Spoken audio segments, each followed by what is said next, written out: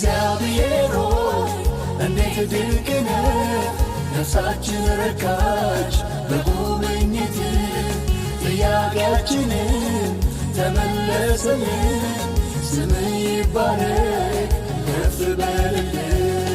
እግዚአብሔር ሆይ እንዴት ድንቅ ነህ፣ ነፍሳችን ረካች በጉብኝት ጥያቄያችንን ተመለሰልን።